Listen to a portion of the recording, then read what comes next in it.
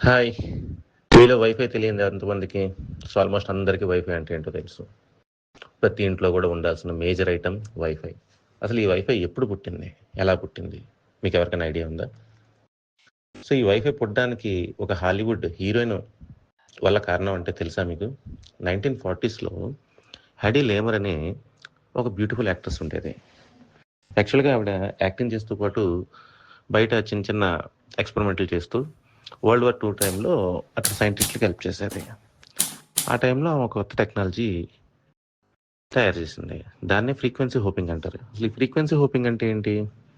ఇది ఎప్పటికప్పుడు సిగ్నల్స్ మార్చుకుంటూ రేడియో ఫ్రీక్వెన్సీ అంటాం కదా! మార్చుకుంటూ వెళ్ళటంతోటి శత్రువులు దీన్ని క్యాచ్ చేయలేరు. సో, ఇది టార్పెడోల కోసం, టార్పెడోని గైడ్ చేయడం కోసం హెల్ప్ చేశారు. బట్ ఆఫ్టర్ ఫ్యూ ఇయర్స్ నెమ్మదిగా అదే వైర్‌లెస్ కమ్యూనికేషన్ కింద మారి, ఇవాళ మనం వాడే బ్లూటూత్, జీపీఎస్, వైఫై టెక్నాలజీస్ అన్నిట్లికి